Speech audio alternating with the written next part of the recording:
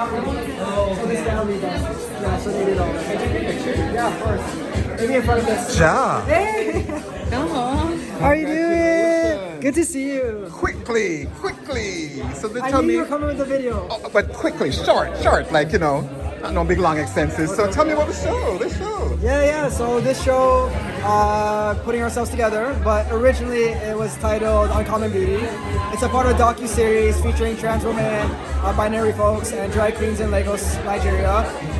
Basically, the documentary follows their lives, follows who they are, their stories, some of the hardships and struggles that they face of being who they are, but a lot of the joy pieces of being who they are and being brave enough to be who they are.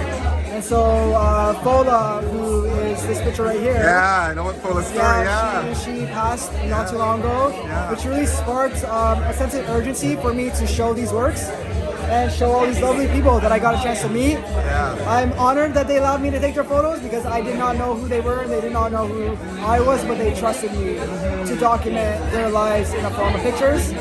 So it's here today to give everyone a chance to get a little snippet of these folks who I got a chance to document, in hopes that when the docu-series comes out, that you guys all check it out.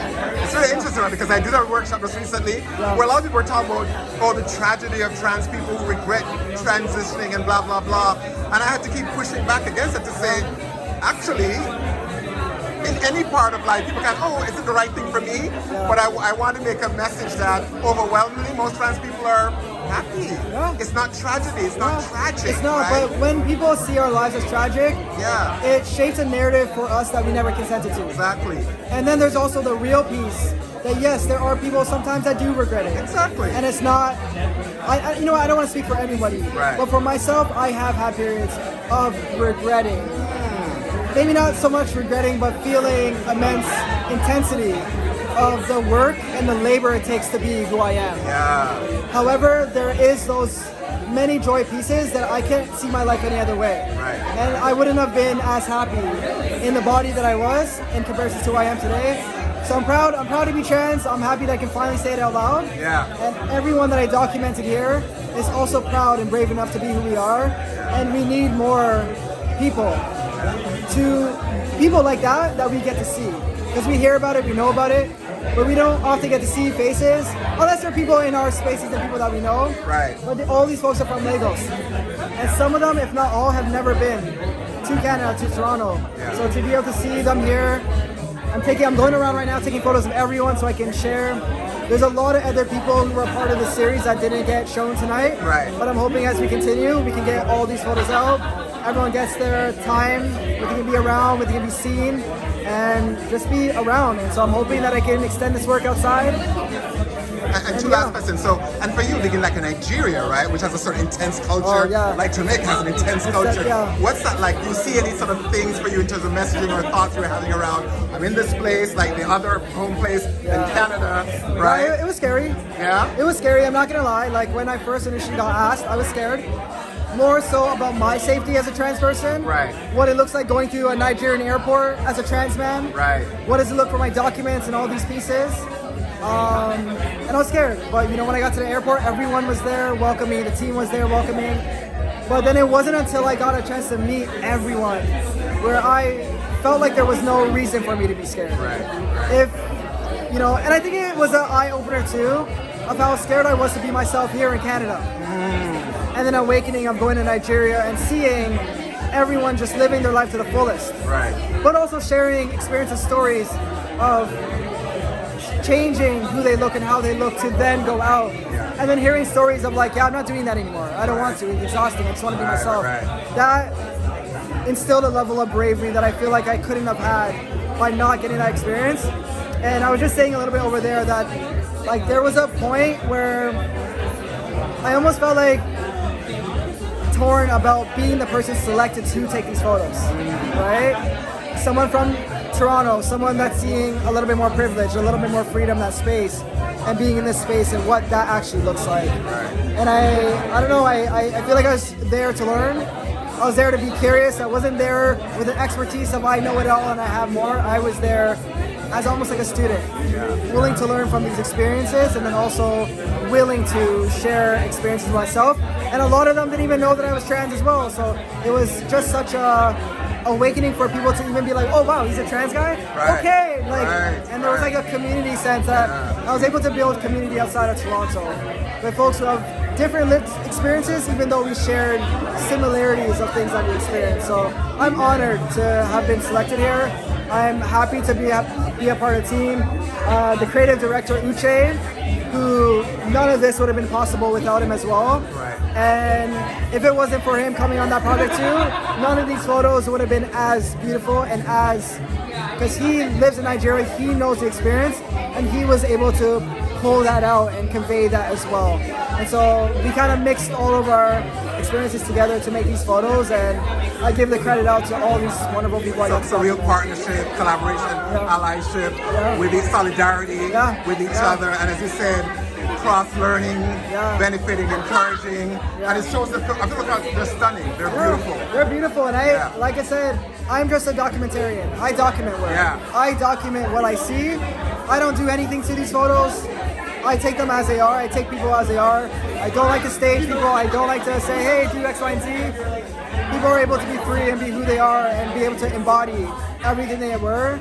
And I feel like every photo here, I was able to embody parts of who they are. I will never be able to get the full scope of the being, but I was able to capture parts of who they are and how they want to be represented. And I'm happy to bring it to Toronto. And that's why I'm saying that about beautiful. So beautiful is not about pretty necessarily even the look, but there's an energy and a spirit that you capture in all of them. That's stunning. So last question is, so you've always been working on masculinity. This journey, has it made you think about, having to reflect about that idea, that whole kind of journey as well? Yeah, it had me think about it. It had me think about it for sure. And I think when I got asked to do the work as well, it was different. Right. So when I was in the interview initially, I was like, hey, this is what I usually take photos of. This is my work.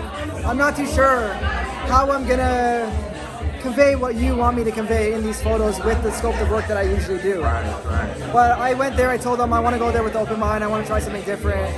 This will be different. It will be new. And even asking Ben to show them, I was hesitant and nervous because everyone here who have seen my work know it in a specific light. And it was very nerve-wracking to show something different. But they're beautiful. They're beautiful. I love them. It's a different scope to work, but I see myself as a fluid person. I don't know where my work will go or what it will look like moving forward. I will always be doing masculinity work. I will always be wanting to work with black men and documenting black men. But if there is an opportunity that arises, I will definitely document everyone if I could. And I even think that your work, even this to me, is still your exploration with this idea of gender and identity and all of it anyway, right? Yeah, it's always about identity. I think foremost, firstly, yes, masculinity, secondary, vulnerability, all that stuff, but it is about identity and the freedom to be ourselves and the bravery that it takes to be ourselves, despite like the social constructs, despite how people may view us or want to view us, right? And this journey began as me being a trans person, of being seen as this binary thinking of what a black man should look like, and I wanted to challenge that. I wanted to challenge that. I wanted to find other guys like me who were not wanting to be a part of these boxes, but wanted to shape what it looks like for them and what it looks like to own our own narratives, what it looks like to own our own stories, what it looks like to own our own beings, even when people are telling us not to. And that's like the major piece of the work. And I think even though the subjects are different here, the identity piece, the bravery piece, the vulnerability of sharing this moment with me, because this was a moment, right? There's thousands of pictures that I took of everyone. And there are, like I said, there's some people that weren't here on this wall that are part of it. I took thousands, but I also got a chance to actually sit down before I took the photos to get to know who you are and what are things that make you you. And just hear those stories. And I've cried hearing the stories, and it reminded me of moments where I felt alone, where I felt like it was my own experience that I was having and no one else would know. And going here, even talking to other people, I was like, oh wow, I'm not alone. And there are these shared similarities that we have despite the differences. So the core root is identity, the core root is being ourselves, and the bravery that it takes to do so despite the world hating us for doing so. And you know, like from the LGBTQ2S plus community, like we know exactly what that looks like.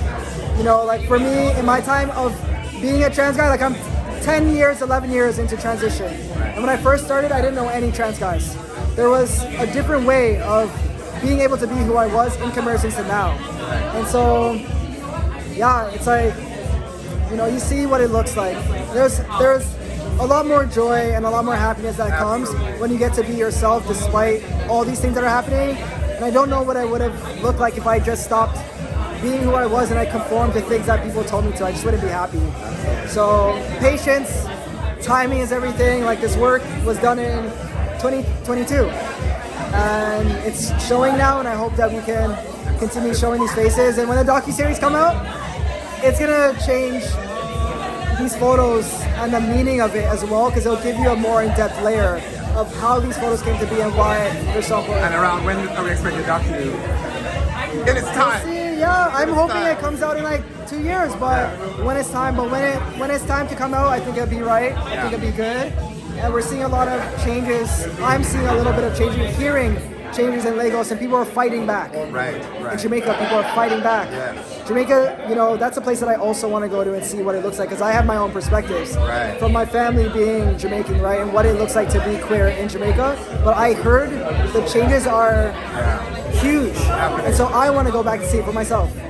As being part of there, I think it's something that I've been longing for, to go back to where I'm from and seeing how these things change. And there's a level of fear there, but like, I mean, what's life if you don't take risks, right? So, yeah. Risk. Yeah. And what I say, risk and oh my God, risk, initiative, and vulnerability, right? And sometimes surrender. Surrender.